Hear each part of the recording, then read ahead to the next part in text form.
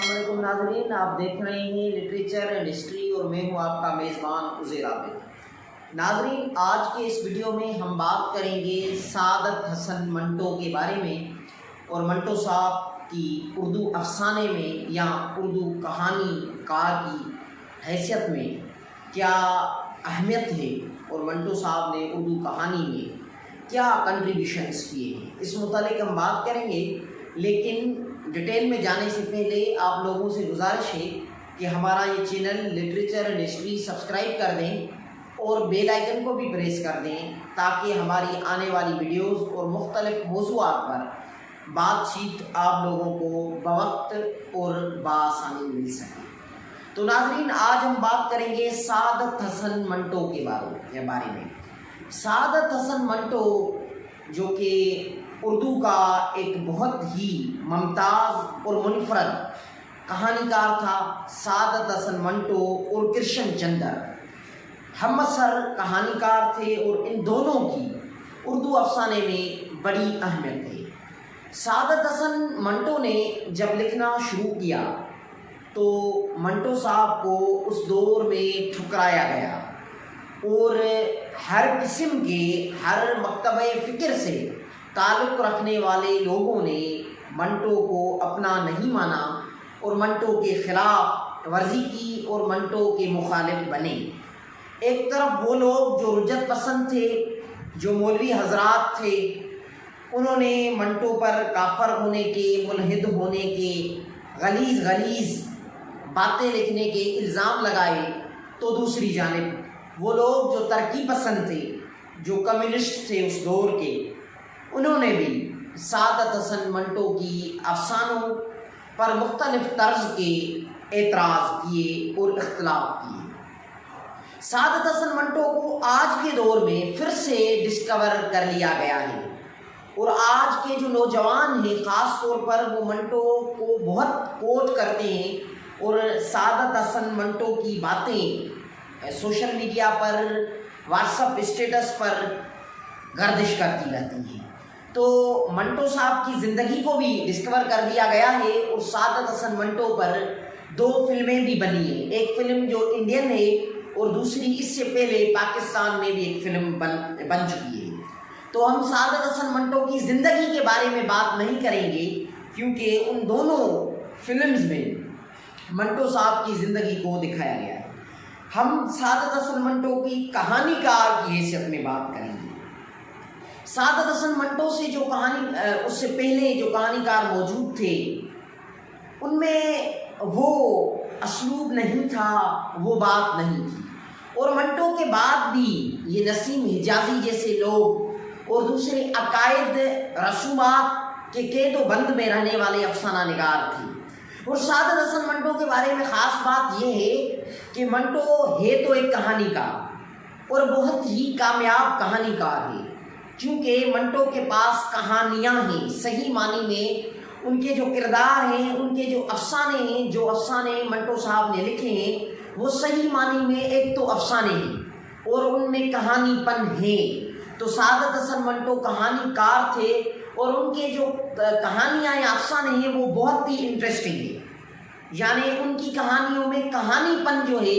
वो बहुत ही दिलचस्प है और वो बड़े पाए का अफसाना निगार तो था और उसकी जो बुनियादी पहचान है वो अफसाना निगार ही है। लेकिन मंटो साहब सिर्फ अफसाना निगार नहीं था क्योंकि हम देखते हैं कि बहुत ही कम किसी अफसाना निगार की बातों का हवाला दिया जाता है। आमतौर पर जो फ़लसफ़ी होते हैं, लेखारी होते हैं, कालम्स लिखते हैं, मुख्तलिफ मौज़ूआत पर बातचीत करते हैं,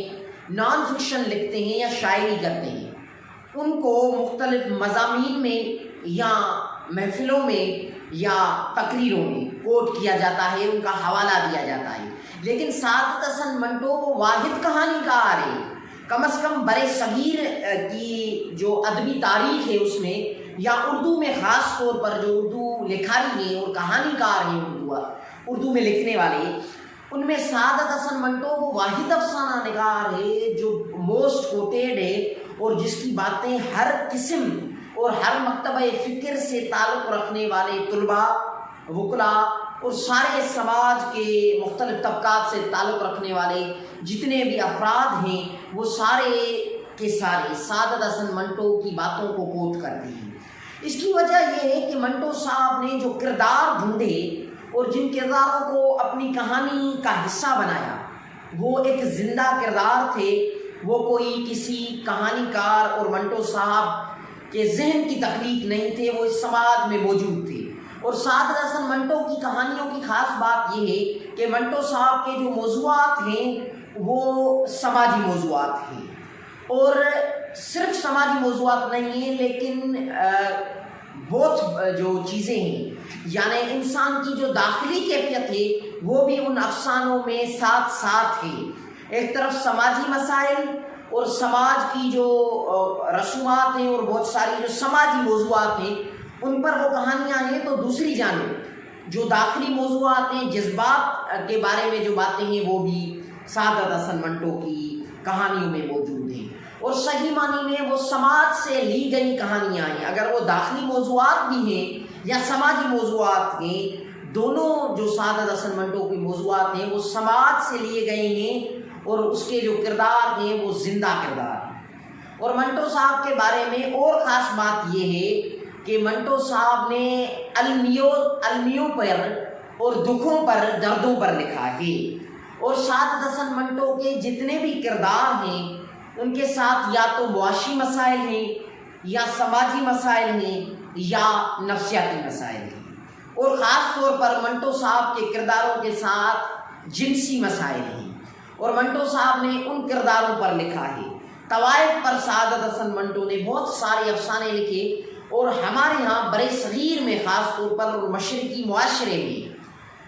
سیکس پر بات چیت کرنا، جنس کے بارے میں بات کرنا ممنوع موضوعات ہیں۔ اس لیے سعادت حسن منٹو ایک بے باک کہانی کار تھا، کیونکہ اس نے اوپر نیچے اور درمیان بلاؤز،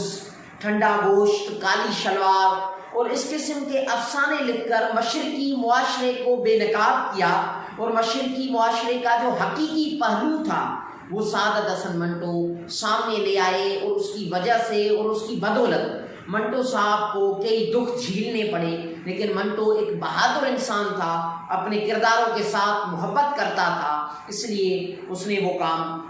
توڑ تک اس کو نبھایا اور وہ کام کیا۔ تو منٹو صاحب کی جو اہم بات ہے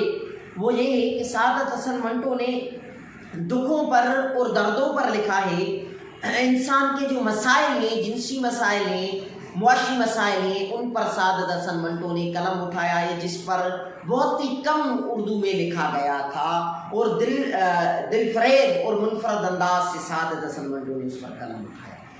سعادت حسن منٹو نے جتنے بھی ممنوع موضوعات تھے ان پر لکھے، اور دوسری جانب جب برِ صغیر کا بٹوارا ہوا اور اس انسانی تاریخ کے بھیانک قتل عام میں